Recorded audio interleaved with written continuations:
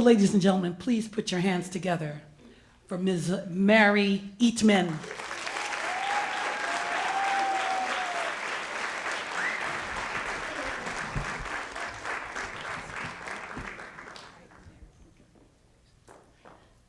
I was born in 1931 in Greene County, Alabama, but I was raised in Birmingham by my parents, David and Lily Mae Plump, who was married for 74 years.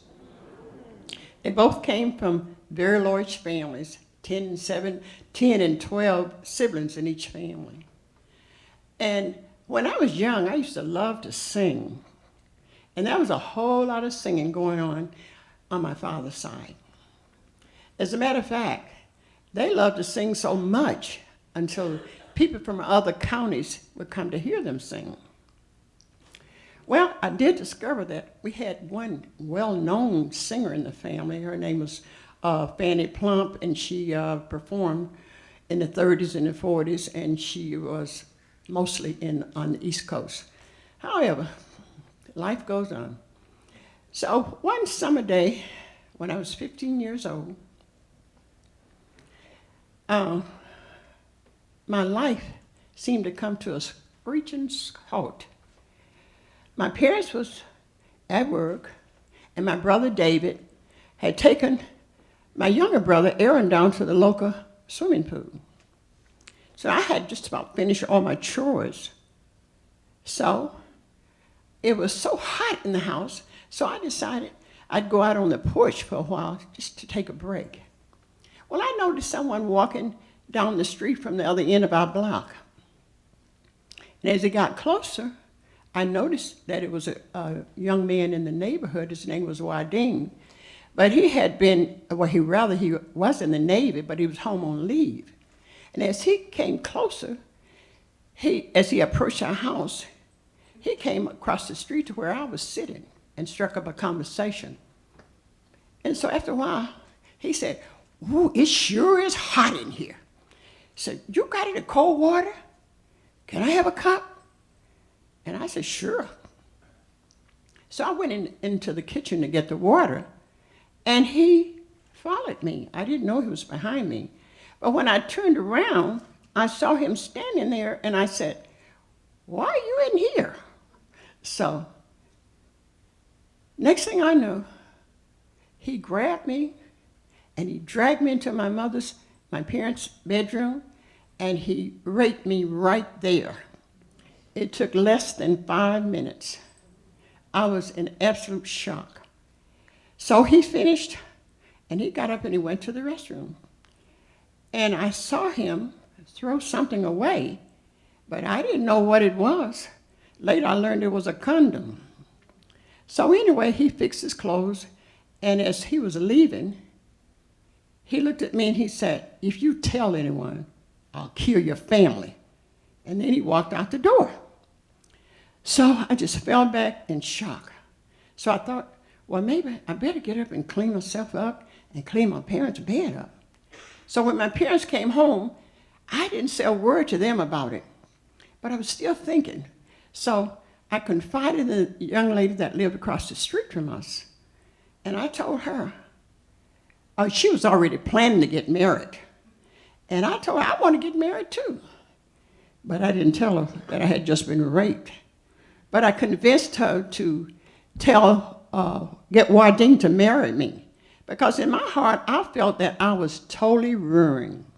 I said, nobody would ever want to marry me now that I've lost my virginity. So anyway, in 2 weeks, we got married. We eloped. And so he finally came back and told me that he had to go away to get his discharge. So he left for New Orleans to get his discharge and left me alone to break this news to my parents. So when I told my parents what had happened, they were so disappointed. They were so brokenhearted. They were crying. And when my brother found out I had married Wardine, he hit the ceiling. He cursed me out and walked out and slammed the door. Well, 2 weeks later, Wardine came back and he got me. And he took me down to his mother's house to live. Well, when I found out I wasn't pregnant, I wanted to go home. I mean, the real home. But I remember what they used to say. If you made your bed, you're going to have to lay in it. Well, that meant you are responsible for the dilemma you got yourself in, so correct it or fix it. So I was stuck in a house at his mother's house with at least 15 people living in that house, all at one time. One bathroom and a husband with no ambitions. Well, in 1951, jobs were still scarce. So Wadeen left Alabama and came to Detroit. By now, we had 2 children, 2 sons, and 1 on the way. But after he got settled, then we followed him to Detroit. So over a span of 27 years of marriage, we ended up with 8 children, 4 boys and 4 girls. Well, Wadeen was struggling trying to be a good father. But thanks to some guys that he met at work, they were very excellent mentors for him. So for a while, life seemed to be a lot easier for us. But that didn't last too long. Pretty soon, Wadeen got restless. So he pulled away from the guys. And then it was back to the drawing board. Well, we went ahead and we did the best we could. So later he began to drink heavily. And he had a bad temper that was getting increasingly worse. So I didn't know what was going to happen behind that. So we kept on, trying to make it. So finally, one day, his temper reached a boiling point.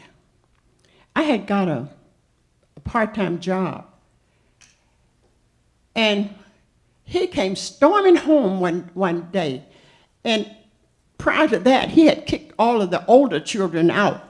But fortunately, they had all gotten married, so there was only 4 children left in the house. But anyway, the day he came home, so angry. And he came in, I said, breathing fire, cursing and swearing, and accusing me of stealing his money out of the bank. I said, no, I didn't take your money. He was ignoring the fact that he just took my name off of the bank account. But he didn't want to hear anything I said. So anyway, he's still threatening me and telling me, if you don't give me my money, I'm going to kill you. And I kept saying, I don't have it. I don't have your money. So he grabbed me and was pulling me into the dining room. And by that time, the other kids came into the room where we were, crying to the top of their voices. So he asked me again, give me my money, Mary, or else I'm going to kill you. And I said, oh boy, by that time, my children made themselves a shield around me to protect me. And my youngest son, he jumped on his back. And we laughed later because he looked more like a Superman's cape than Superman. But he was holding him, and he distracted him long enough for me to get it into my room at the night table and grab a .22 caliber gun that he had bought, supposedly for me to protect our family. Who knew I was going to use that same gun, attempt to use it to protect myself from him? But that's life. Anyway, we went on, and so when I came back out, I was saying, maybe if I could just scare him. That's all I wanted to scare him. But I was shaking so bad when I came out, I could hardly hold the thing. So he looked at me, and he said, give me that. And he grabbed the gun from me and turned it on me. Well, I attempted to run, and he said, stop, or I'll blow your head off. So I stopped. And that time he grabbed me and the rest of the kids and threw us in the bedroom and closed the door. Well, when I thought everything was lost, we heard this loud banging on the door and this loud voice yelling out. It was my oldest daughter, Tan. She said, hey, you got 5 5 seconds to let them out of that room. And he said, tell her to go away. And I said, Tanya, go home. We're okay. It'll be all right. She said, heck no. I ain't going nowhere. Daddy, you better let them out of that room, and I mean it. Do it now. So he kept telling me, tell her go away. Tell her go away. Well, that time, all the kids joined in unison, and they said, Tan, he said, if you leave, he'd let us go. So she said, well, I'm leaving, but I'm not going far. Everybody, pack your bags. I'll be back. So when she left, then he left. So I told the kids, hurry up and pack just enough clothes for change. And we headed straight to Tan's house. So after that incident, after that gun incident, I knew it was not safe, no longer safe to live under the same roof with that man. But Tanya and her husband accepted all of us without hesitation, and they assured us that we would be okay. Well, after we got there and things settled down, and he called, and as usual, Tad was on the other phone, listening in. So he said, Tad, can I talk to my wife privately? She said, no, this is my phone. So he proceeded to curse her out, and then he told me, I want my wedding ring back. The one he just bought after we've been married. He just bought it just before we broke up. We've been married 27 years. He just gave me a wedding bag. But he said, I want my ring back. And I want the new coats and the coat I bought you for Christmas. I want all of my clothes, everything I bought you, I want it back. As a matter of fact, I want your partials out of your mouth. And if you don't give them to me, I'll come over there and snatch them out of your mouth. I said, wait a minute, you don't have to hurt me. You can pick them all up by noon. But before we hung up, Ted was so disgusted. She was mad. And she said, you said what? You want her teeth? Really? Well, you can come over here and get them. And you better not do anything or try anything when you get here. And I mean it. So anyway, we hung up. And I watched her, and she was about 5 months pregnant, storming through the house. She was so mad. She said, Mama, help me find some hangers. So we got up some hangers. I didn't know what she was going to do. But she got the hangers, and she began to hang up every piece, the coats, the clothes, the underwear, my panties. She took a sandwich bag, and she put the teeth and the rings in the sandwich bag and hung them up. She even hung up a sanitary pad. So she put them all, and it was a windy day. So she put them all on the porch, and for real, he was there about noon. And we was watching him through the window. And he was bullheaded. He wasn't going to back down, so he was shocked. So anyway, he picked up all his stuff, and he left. And he called back and said, why did you do that? And she came right back, why did you do what you did? So anyway, after that, things began to turn around for me. I always heard that life began at 40, at age 40. Well, for me, it began at 42. I got a good job that paid good money, and I was able to take care of my children and myself. I was one of the first 7 women bus drivers in the city of Detroit.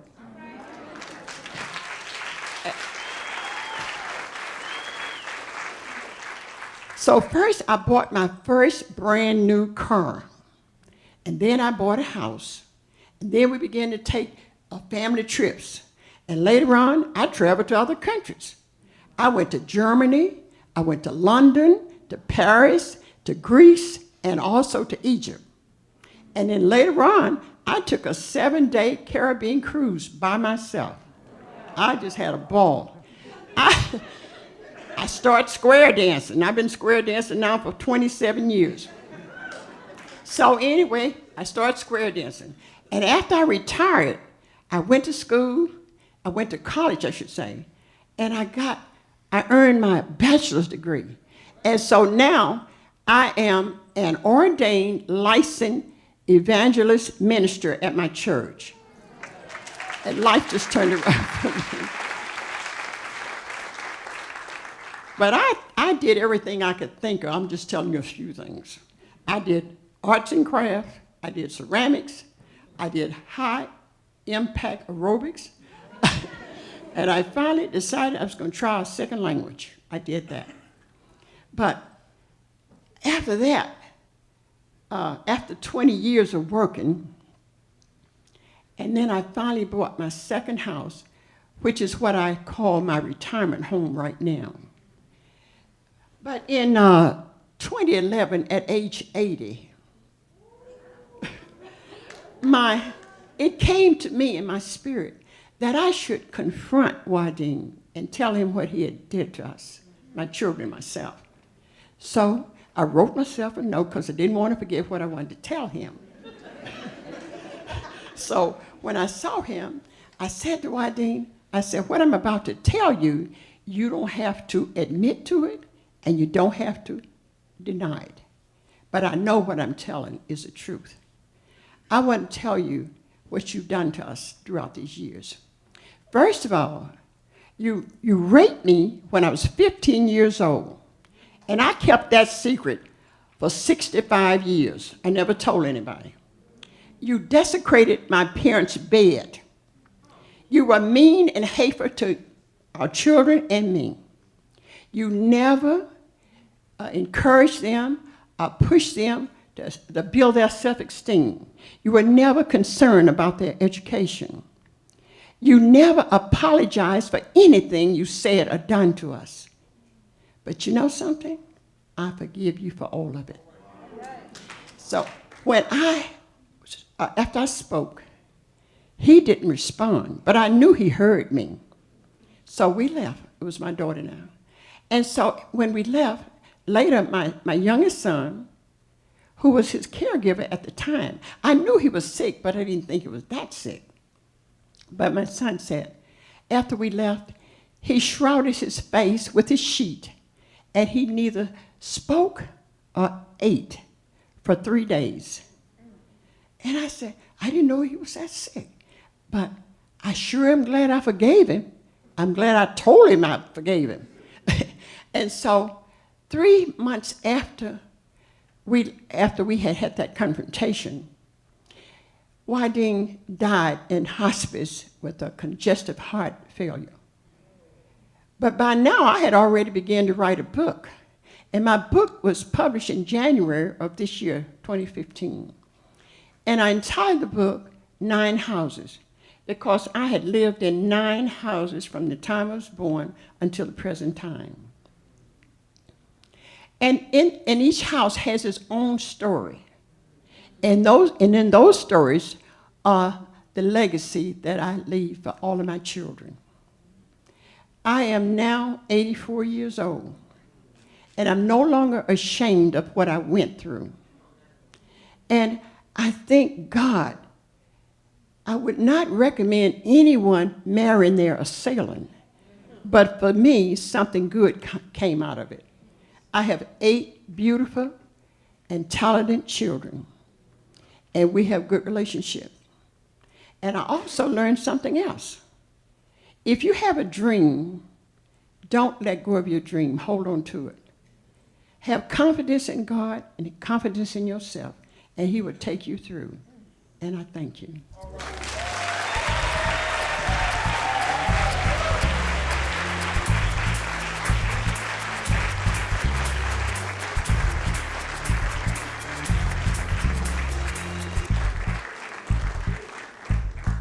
Mary Eatmon, ladies and gentlemen.